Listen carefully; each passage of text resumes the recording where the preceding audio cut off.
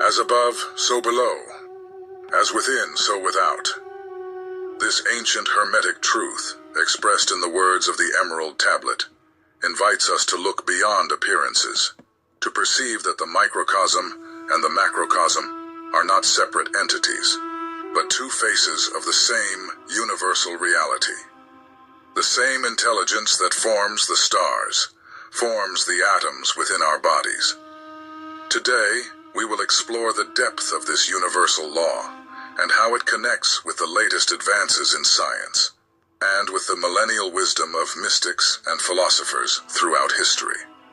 We will understand how this principle can be applied in our lives to become more complete and conscious beings. This law, known as the principle of correspondence, holds that reality in all its dimensions is structured fractally. This hermetic principle suggests that everything in the universe is connected and that every fragment of the whole reflects the whole. For example, the cells of our body carry the same genetic code that constitutes the entire organism, and each cell, in a way, is a microcosm of the body. Likewise, the movement of galaxies resembles the movement of atoms and electrons in their nuclei, showing that the universal laws are the same, whether on astronomical or subatomic scales. The law of correspondence teaches us to see the universe as a great mirror. If you want to understand reality, first observe yourself. Just as the macrocosm affects the microcosm, our internal state influences the world around us. And here we find a powerful key. By transforming what is within, we also transform what is outside. From a spiritual perspective, as above, so below, leads us to a deep understanding of the unity of everything. Jesus Christ, in his wisdom, said, "The kingdom of God is within you." Luke 17:21. Just as the cosmos contains within itself the potential for everything, the human being, in its inner microcosm, contains the seed of the divine. The human mind is, at the same time, an observer and a creation of the universe. Just as the cosmic whole expresses itself in every atom, the human being is a reflection of the totality of the cosmos. As Hermetic philosophy states, each person is a microcosm, a small universe that, as it expands, reaches and harmonizes with the greater universe. This reveals the power and responsibility of taking care of one's own mind, thoughts, and emotions. By doing so, we also take care of what is outside of us. The philosopher Plotinus asserted that the more a man knows himself, the more he knows the universe and what is beyond it. This idea echoes the Hermetic principle that, to understand the cosmos, we must first unveil the universe that exists within us. Spiritual philosophy teaches that our internal state, thoughts, emotions, beliefs, acts as a lens that shapes the way we perceive the external world. If we are at peace, we see the world with peace.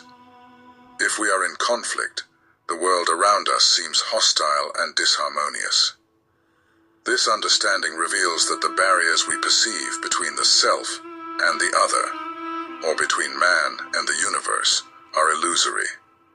In reality, we are part of a greater whole, and what happens inside us is in constant interaction with what happens outside. Thus, by transforming the inner universe, we adjust our relationship with the outer universe. For mystics, understanding as above, so below means recognizing that everything that exists in the cosmos also exists in potential within us.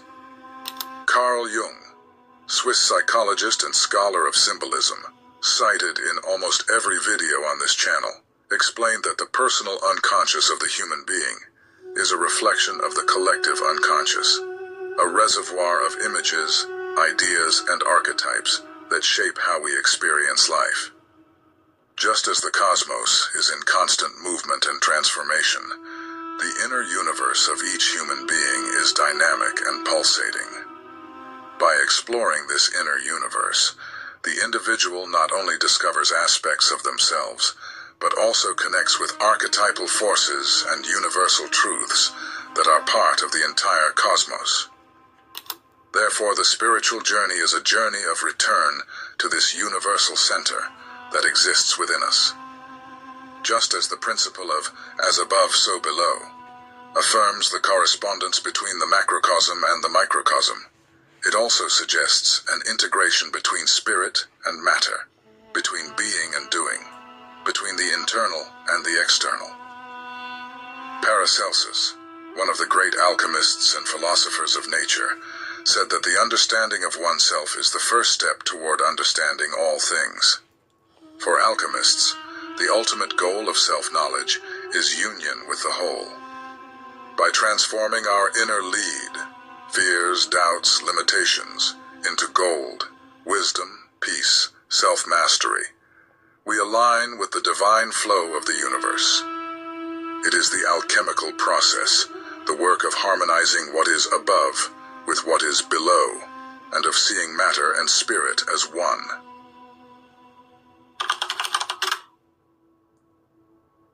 The principle of correspondence invites us to see the universe as a series of layers and realities that mirror each other.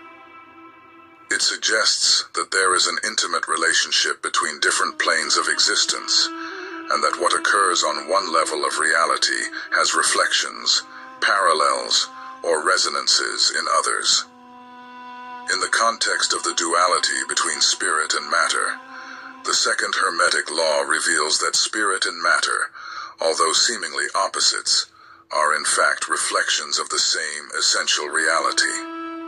The material world we experience is a reflection of forces, ideas, and laws that operate on the spiritual plane, such that matter is like a shadow or expression of the subtle laws and energies of the spirit.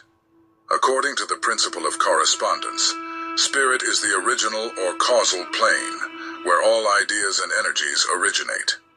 Matter, then, is the reflection of this origin, shaped according to the invisible laws and patterns of the spirit. Think of the spirit as the source and matter as the image projected by this source. Matter only exists as a function of the presence and movement of this underlying spiritual energy. Thus, the visible world is shaped by the invisible forces of the spiritual plane, much like a statue is sculpted from an idea. Likewise, any transformation or change we wish to see in matter begins, first and foremost, on the spiritual plane, whether through intention, vision, or the mind. An example to understand this relationship lies in nature itself. Consider DNA, an invisible structure to the naked eye, but one that contains all the information necessary to create a complex physical organism. This relationship between DNA and the physical body is a reflection of the correspondence between spirit as the source of information and energy, and matter as the expression of this essence. By aligning our mind and intentions with spiritual laws, we can influence and shape matter according to our will. However, this does not mean controlling or manipulating material reality. Rather, it is a process of alignment. When we understand that matter is merely a densification of spirit, we realize that profound transformations occur when we operate directly on the spiritual plane, that is, on the level of our intentions, thoughts, and beliefs. For example, someone wishing for prosperity may understand that this abundance begins in the spirit, through a mind that generates beliefs of self-worth, confidence, and gratitude. By nurturing these spiritual and mental patterns, the reflection in the material world inevitably manifests, even if in a gradual and subtle way. Life is a constant dance between spirit and matter, where the goal is not to deny one in favor of the other, but to recognize and harmonize both.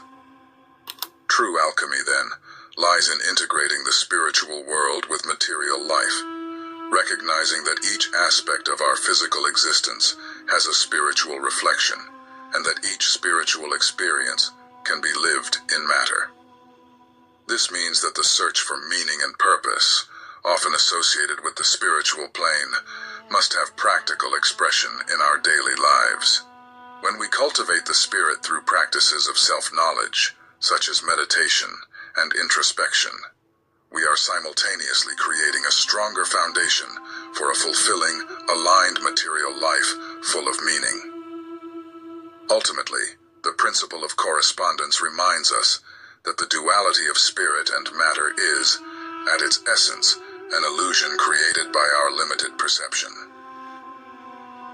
Both are expressions of the same universal truth.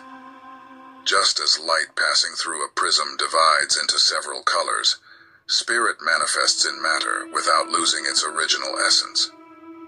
This understanding allows for profound spiritual freedom, as we recognize that, by fully living on the material plane and honoring physical life, we are also expressing the spirit. The purpose of our spiritual journey, then, is not to escape matter, but to transcend it, seeing it as a reflection of spirit in motion.